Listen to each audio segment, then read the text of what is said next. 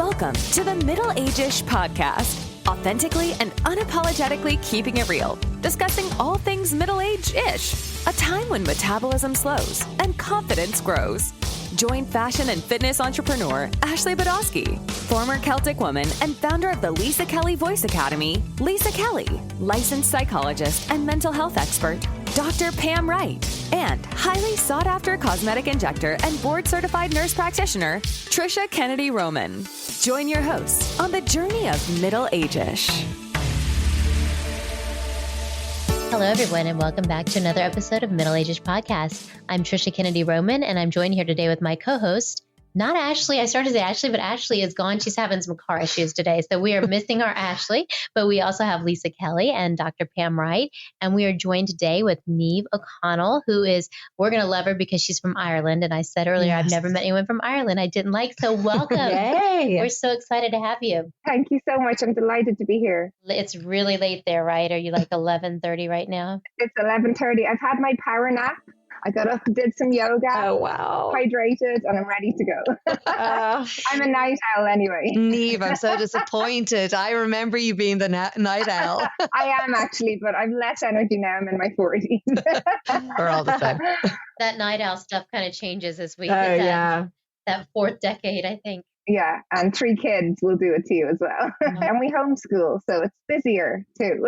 Oh, wow. I remember reading that. I mean, homeschooling is so popular over here, but it really isn't in Ireland.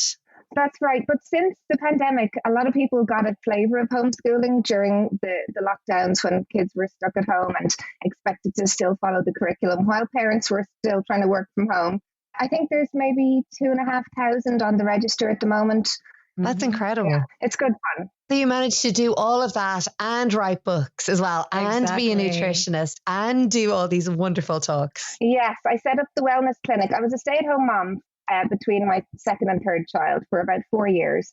And I really needed a creative outlet for myself. I was writing a blog at the time about my parenting. I was attachment parenting and co-sleeping and breastfeeding and baby wearing and all that kind of lovely stuff. But I really wanted to get out there again and be a bit more visible because I think stay-at-home moms get a really hard time in society. Yeah. And I really just needed to do something, to use my brain again. So when I had my third child, she was kind of the catalyst for me saying, I need to get out and work and just make something of myself again, because I had run a theatre school in my 20s, which was really, really fun and became my full-time job into my early 30s. So I trained up as a nutrition and lifestyle consultant with the Institute of Health Sciences. That was a 1-year diploma course, which I was able to do from home with the newborn on my lap, breastfeeding her and on the laptop. And I just got straight into kind of working with individuals. And then I moved into the corporate sphere about a year or 2 later. And that's where I've been ever since, kind of designing and delivering corporate wellness programs, which I really love. That's amazing. So yeah, really cool. The books got written during lockdown, but I edited them and published them this summer because I thought if I don't do anything with them, they're going to sit on the computer unused. Yeah. So I really wanted to have a couple of books out there as well for my clients to read and kind of support the work I'm doing in their workplaces. Great. So tell us about your books. I'm curious to hear about your books. So they're for the lazy people who have no time to themselves and always feel like they're chasing their tail and who never have time to read a book or sit down and rest. These books are for you. Okay, that's us, 100%. Yeah, and they came out of all the work I did with individuals, especially through the pandemic. And from what I was hearing back from questions during my corporate wellness talks as well, everybody was sleep deprived, everybody was stressed out. So they're drawing on a lot of mindfulness techniques and all the experience I have working with my clients. So one book is called How to Relax When You Have Too Much to Do. And that's all about making more time in your day to take just 2 or 3 minutes to sit down and close your eyes or switch off your phone for a little bit. I do a lot of ranting about screens and how much we are addicted to our screens. Mm-hmm. Yeah. And the other book is called How to Sleep When It Doesn't Come Easily. And that's kind of the nighttime. So between the two, they span your 24 hours. And they're designed to be read in little 1 or 2 pages at a time. The sections are really short and accessible. It sounds like you wrote 2 books for me, basically. I know, exactly. Both of those. Yes. They're going down well, I have to say. I've had great feedback so far. That's amazing. And what about, so the relaxing thing, I think that's the one that we were talking about last week. We were talking about how hard it is. And I sometimes feel, even with mom guilt, it's so, you just feel bad if you're sitting down, you're like, oh my God, I should be doing something else. And it's our whole productivity society that we've built around capitalism, and our value is tied to how much money we're bringing in for the household. And that was a factor in me returning to work as well. I just felt invisible because I wasn't earning, and I was raising children, and what's more important than that? Yeah. But we all feel this need and pressure to, justify our existence. And I don't think any of us have role models of coming home from school and seeing our mom sitting down reading the paper with her feet up. No. I certainly didn't. No. My mom was a pharmacist, and she ran her own business, and she was always working or cooking or cleaning or doing something. Yeah. So I think we're the first generation to really realize how much importance is placed on our self-care and how much we are missing out, because I think we're also the first generation trying to have it all, trying to have the careers and have the families. And it's really impossible. We have to prioritize ourselves somewhere in there too. I would love to hear about your sleep strategies, because I know, we talk about stay away from the phone, stay away from screens, like keep an hour, with those things away so that you can go to sleep. But what other techniques do you give? So it's the same. It's eat well, it's avoid caffeine. And some people need to avoid caffeine completely because some people are super sensitive to it, and it can hang around in your system up to 24 hours.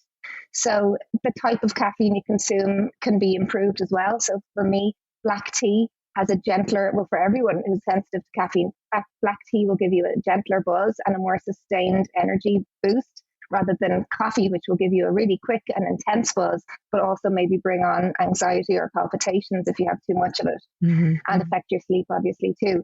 So I like to think of sleep as an art form, something you must practice to get good at, just like any other skill. And it comes down to obviously watching what you're eating and drinking, especially into the evening hours, but also knowing how to release your stress at different points during the day. So you're not just lying in bed with the whole day whirling through your head. Right. So you kind of processed your day as you go along. And that's what the first book, How to Relax, goes into, is taking these times at your lunch break and in the early evening to kind of process what you've done, take a few deep breaths, move into the next part of your day with a clear head. And then if you do all those strategies through the day, it should be a lot easier to wind down and fall asleep at night. That's really good advice, and advice I've never heard, because that is, all day long, it's when I lay down is when I start processing everything. So that's actually, I've never thought about just trying to consciously stop during the day and process a little bit at a time. Yeah, I work with my clients to find triggers, things they do regularly, whether it's checking the time or picking up your phone or pressing send on an email or waiting for the kettle to boil, something that you do 3 or 4 times or more through the day. And that can be a reminder to take a few deep breaths and just zone out for just a minute. It could be, obviously you're not going to zone out if you're driving, but say every time you stop at a red light, that could be a reminder to just breathe deeply. 2 or 3 breaths will actually reset your body chemistry and bring down your blood pressure and your heart rate as well. So the more we can do that at intervals through the day, the less we will have that kind of pressure valve built up and just it'll explode somehow in the evening. Because a lot of people will then turn to a glass of wine where they'll blow up at their partner because they have all this pent up stress. Right. Do you find working with women, I've noticed a huge difference in, I would consider myself pretty chill. I'm pretty chill. I'm not, not manic in any way, but I've noticed sort of get coming out the other end of my 40s, that has changed. Everything has changed. Blood pressure is higher, heart rate is higher than it ever was before. All the things when life should be a little bit easier, and you kind of think that you get older and life gets a little easier. But I think this whole perimenopause thing is not given enough credit for what it's doing to our bodies. It's huge. And at certain times, even if you finish your period, you'll still have an energy cycle. And it tends to go with the moon's phases as well. So a lot of people will be menstruating on the new moon and ovulating on the full moon. And even if their periods have finished in their 50s, they may still find they have more energy at the full moon. And it's the times of the new moon when you need to rest and recharge and kind of go into your cocoon. And at those times, you can't say to your boss, look, I can't show up today. I need to take a duvet day. You can't tell the kids to chill out. Yes. And also with having children later in life, as we all are doing, because we're trying to have careers too, we find we're parenting young children under 10 in our 40s, which is in itself a challenge. And maybe previous generations would have been grandparents at this age. Yeah. So we have a lot more on our plates than ever before. It's really tricky. That's so true. Yeah, so true. It's hard trying to wind down though and switch off during the day. It's so difficult. Yeah. Oh, sorry, guys. My 2 Coke Zeros sitting on my nightstand every night are probably not helpful. Not helpful. You know, everyone has their coping mechanisms, and I never tell people to change your coping strategies ever. That's usually the last thing, is to, especially food and drink. We're so emotionally attached to it. Yeah. So I always say, you know, exercise more, because that's a fantastic stress reliever. Right. Do all the other things, get to bed half an hour earlier, and then once everything else is ticking over and it feels like it's okay and you're comfortable, then start making the changes in your diet, because I think that that's something we as women fall to a lot, is the comfort eating or the comfort food or the familiar. And then you feel guilty for that then as well. So you're like, it's adding. I know. I'm trying to like stop having a glass of wine before I go to bed. But genuinely, whether it does or not, I genuinely feel like it does calm me down. And it's like a switch in my brain that goes, okay, it's time for you to like switch off, calm down. So I've been really hard to give it up. And then I do give it up and then I'm cranky. So I'm like, well, keep that in and just make a few other changes that won't challenge you so much. And when I began, I did one of my first public workshops, and it was a 6-part workshop series called Urban Mama, and it was aimed at moms. It was really through my own struggles as a mom in the early days to mind myself and to look after even my most basic personal hygiene. You know, that my work through self-care for women came about. And this course, the women attending it, some were coming along with their babies and others had left toddlers behind, and some had children into their teens, but they all reported so much mom guilt. And I realized I had to do like the full first session. First week was all about releasing that guilt and that internal pressure that we put on ourselves, thinking, oh, I'll just eat this chocolate biscuit, but I really shouldn't. So you're not even enjoying the treats that you have because you're telling yourself it's wrong. Guilty. So but realizing that we role model for our kids, especially our daughters. So if they don't see us looking after ourselves and enjoying what we're doing, you know, we're not doing them any favors either. So I think it's important they see us, especially like with food groups, people get quite strict about, you know, cutting out sugar or treats or cakes or Coke or whatever you like. But I think it's healthy for kids to see us enjoy those foods in moderation as part of a balanced diet, and not to be saying any kind of negativity about any types of food or drink, just to see it all as neutral. It's just fuel. It is what it is. And they will, because you don't realize how much they're modeling and picking up what we're doing. That's such a different approach to hear. Oh, yeah. Because we don't hear that all that often over here. No. I'm the nutritionist who says we don't count calories, we don't stand on a scale. Yeah. We don't even we cut the labels out of our clothes immediately. Yeah. My approach to nutrition is absolutely like bring in more of the good stuff, but keep all the other stuff if it keeps you going, especially through the pandemic. And everybody during that time reverted to old habits, to old comfort foods and to crutches like that. So as I said, I would work with the client on their stress, on their sleep, on their exercise way before I'd touch any dietary stuff. And even then, it's just about bringing in more of the good stuff. And you will realize when you feel better in yourself, when you love yourself more, you will want to treat your body better and eat better anyway. So that's my approach. That's amazing. You know, you said something that I've not really considered, but when you talked about us being the first generation that's trying to have it all with careers and kids, because if I think about it, and in my generation, a lot of the moms my mom was a stay-at-home mom. A lot of the moms were stay-at-home moms. And I've compared myself to that. And I always kind of have mom guilt that, you know, my mom did this while she was at home. And with the younger generation, they're more career focused. And so we were kind of that middle generation of trying to balance having our families and having that career. And so I'd never thought about that before, but I think that that's been a lot of my mom guilt, is always comparing myself to my mom and the stay-at-home moms that I knew, and trying to do all the things they did and juggle. Yeah. And that's so tough. I mean, they had time to bake an apple pie from scratch. And here we are feeding our kids the best food we can, but we're still beating ourselves up about our choices. And if your kids eat frozen pizza for 3 months, as mine did when I had my third child and I was starting to study, we just have to let that go and say, this is just how it has to be, because I'm in a busy with my life right now. And there are, you know, I've worked with clients who really beat themselves up about not having an organic diet for their kids and not cooking everything from scratch, but they're also working full time. So I'm trying to help them see you can take shortcuts, like you can buy the frozen chopped vegetables, and that's fine. And I have so many quick recipes I share with my clients, which are literally open a bag of onions, dump them in the slow cooker, open the bag of broccoli, dump it in two, open the cans of tomatoes, dump them in two, add herbs and spices and cook a pasta alongside or whatever. And you don't need to chop anything. Yeah. And I think we need to be okay with that. I love that, because I've had so many clients over the years who they go to see a dietitian and they're like, oh yeah, you really need like homegrown, like you need super organic. And they're like, I don't have time. Like, I don't have time to like go and buy everything organic and like cook it from scratch Or and budget. go through that. It's not, it's not realistic. I went to my local it's called the Green Door Market. It's a beautiful farmer's market. Everything's organic, and they have a huge section of Irish homegrown produce.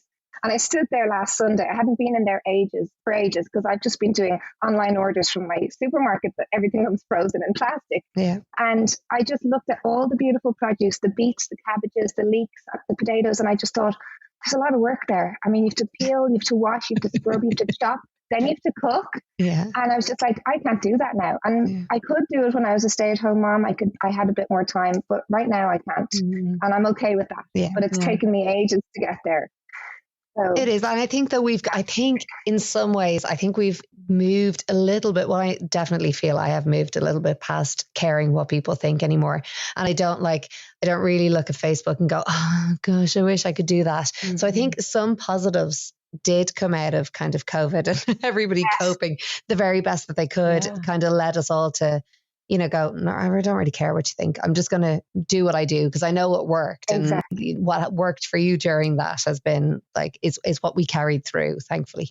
Exactly. And I'm always the first to say to people, especially when I get up and do a talk, that when you see on my Instagram, I've baked a cake, it's because that's the first cake I've baked since the last one I posted 3 months previously. It's not happening every week in my house. Mm-hmm. And if I show you my slow cooker full of vegetables, it's because I'm delighted I'm actually cooking for my family from scratch. Yeah.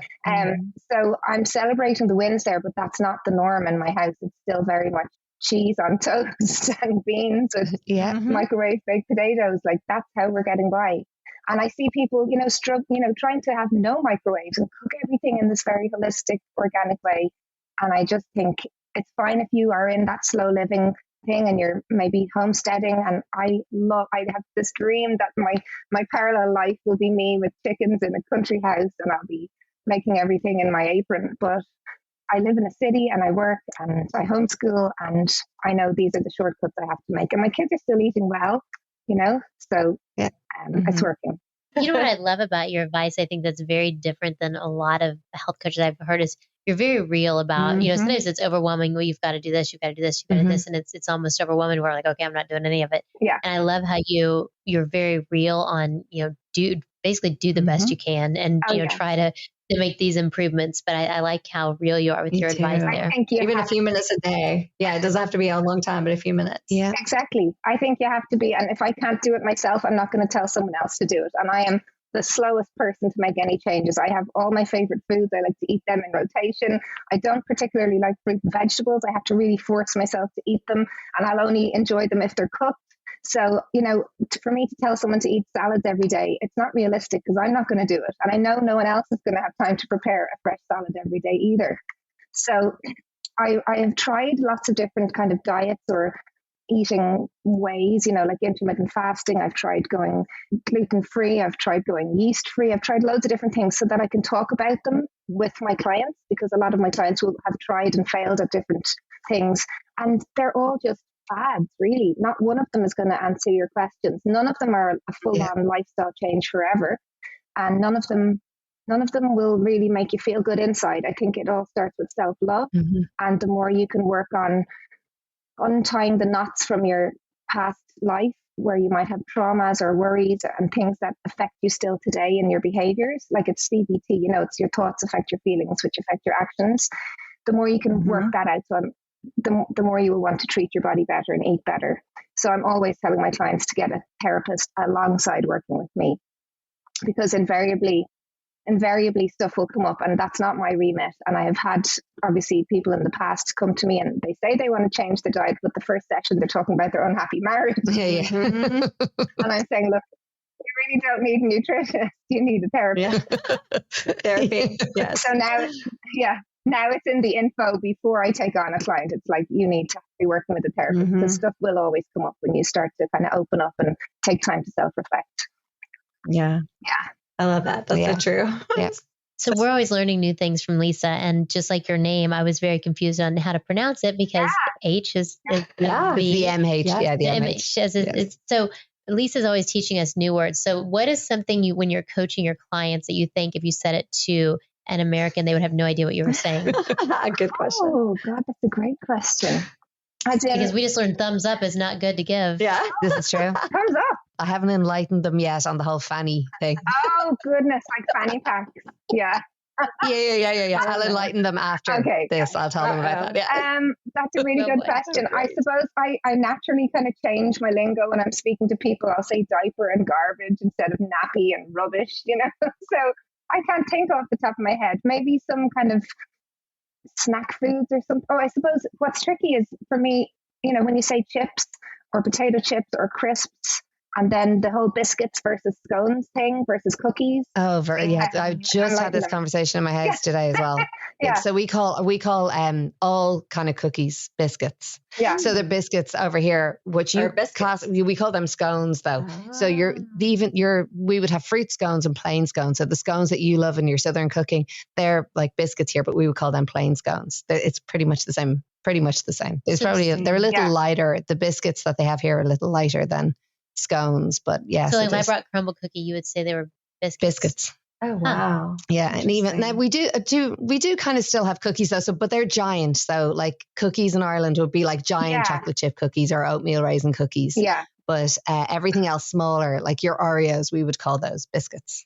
But we've become so American. Oh, I know. Because American culture is so cool. We really take it on and we've changed so much. Like kids are talking about going, we say we go to the movies now. We don't say we're going to the cinema or going to see a film. Yeah. So we've adopted so many, so much language and lingo. So much Americanisms and baby showers and stuff that people would never have had before. Like, oh yeah. And sweet 16, gender reveals. Like, that's a thing here. Wow. And Halloween. Interesting. Yeah. Halloween, when I was a kid, we would go out for Halloween. We would go out in like a black plastic bin bag with the arms cut out and a picture stuck on the front, like really basic, terrible things. And now Halloween, like everyone's changing their decor in every room of the house for Halloween, and it's really become this big festival, which is great too. I think the more festivals, the better. It's funny. We're very, we talk about American culture in Ireland. We're obviously very enthralled with Irish culture. And Ashley couldn't be here tonight. She had car issues, but Lisa had already told her she couldn't ask you about leprechauns. Yeah, I've warned them. They're the bane of my life, Neve. Go on. Please ask me. No, ask me about fairies because I'm really like into the whole magical world of fairies. So ask me about the fairies I can get on board with. It's the leprechauns. And then I was telling them like, everyone, I used to spend my time disillusioning all Americans going, there's no such thing as leprechauns. And then they made that stupid museum in town. I love it. I'm dying to see this new thing you filmed there in Ireland a couple of weeks ago. Yes.